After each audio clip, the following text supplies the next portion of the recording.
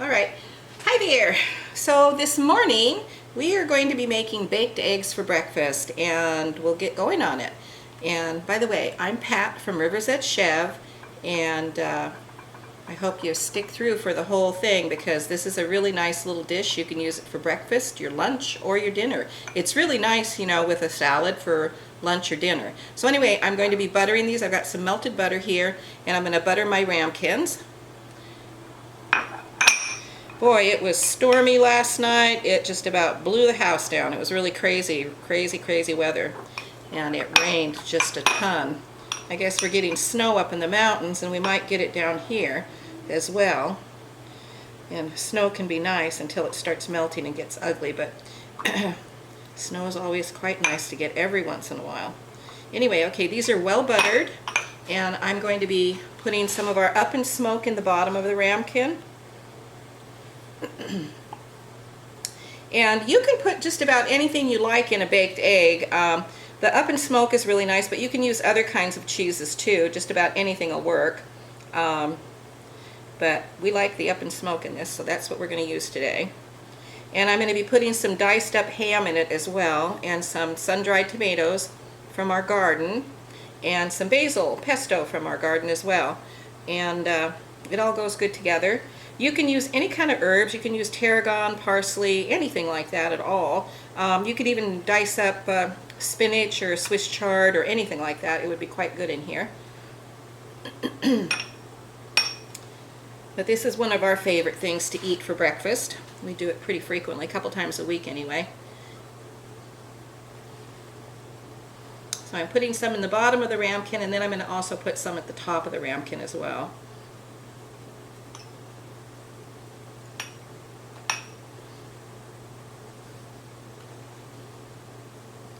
And you can put as much cheese or as little as you like. You can put just a little bit in, or you can put a good ounce or so in there. Now I'm going to put some ham on top of that. And I've diced it up pretty finely. You can slice it thinly or dice it, whichever way works just fine. You could also use cooked sausage, salami, anything like that at all, just to boost the flavor. Bacon, cooked bacon would be good too. And now I have our sun-dried tomatoes that I've sliced up into little pieces. These were cherry tomatoes, and they were the Gardener's Delight, I believe, and they are wonderful. We're going to be growing a lot more of those this year to dry and put away. They're one of my favorites. That's the tea kettle in the background, heating up the water for the bain marie.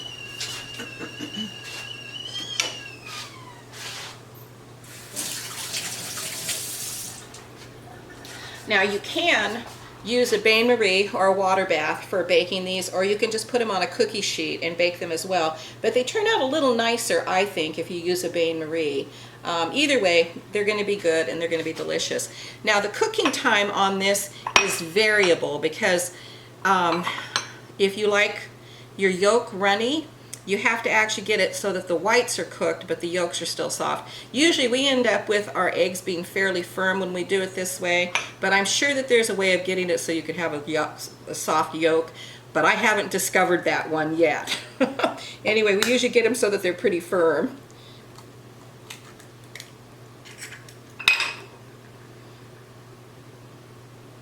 And I'm going to try to keep the yolks in the center because I think that that is one way of keeping it so the white cooks towards the outside of the ramekin, and then the yolks stay a little bit softer in the middle. I personally like a soft yolk. My daughter prefers to have them done, but I like them soft. I've always liked kind of a runny egg.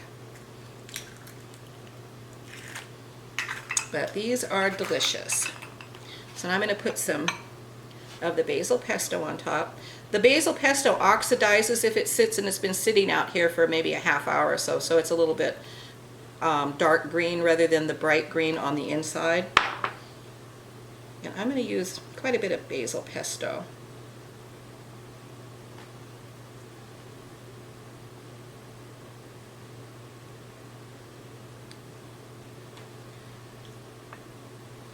This is also really nice to do if you have company coming, because you can get these all set up and put them in the refrigerator on like a sheet pan or something to hold them until you're ready to bake them. and then you can just bake them all at the same time and they come together really well. And if you have some nice rustic toast to go with it, it's beautiful.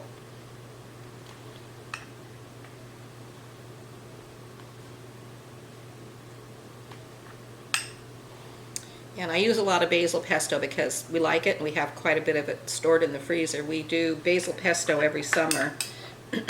And you know, you could use any kind of pesto too. I really like making a basil or a pesto that has arugula in it.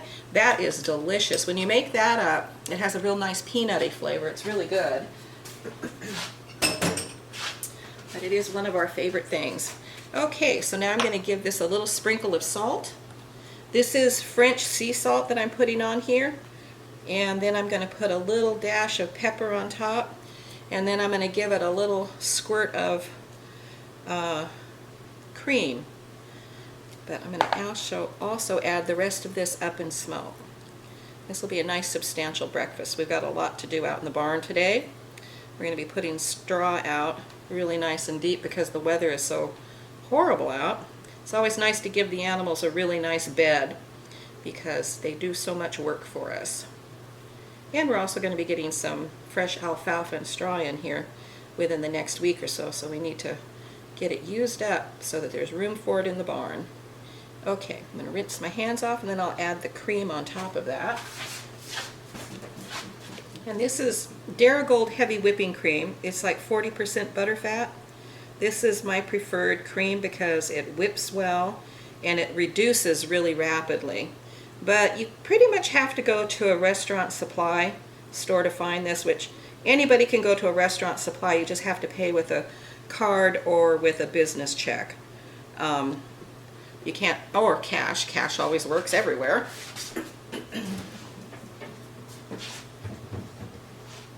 The heavy whipping cream that they have at most grocery stores really is not heavy whipping cream. It is just kind of paltry.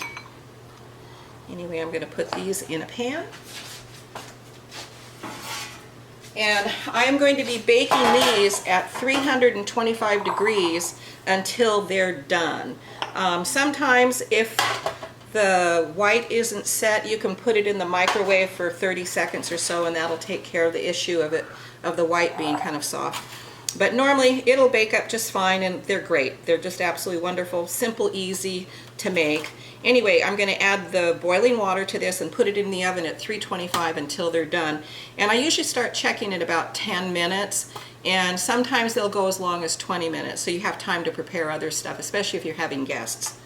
Okay, go ahead. Okay, so now we have the ramekins in the bain-marie. So we have the pan and it's filled up halfway up the ramekins with hot water. And this was actually boiling just a minute ago. And then I'm going to put it in the oven at 325 until they are done. So our baked eggs are done. I've got some little toasts here with it. And let me get it closer to the camera so you can see it better. This is how it turned out. Anyway, the egg yolks are fairly firm, but it is beautifully done and it's going to be delicious. Anyway, I hope you try this recipe because it really is a very good breakfast, lunch, or dinner. It's a great little thing. But you can, any kind of greens you can add to it. You can do spinach, you could do even kale I think would be fine in it, and chard. You could do just chopped up herbs like parsley, tarragon, any of those things. Anyway, I hope you try it and I hope you enjoy it. And anyway, thank you for watching and hopefully we'll see you again soon. Bye-bye.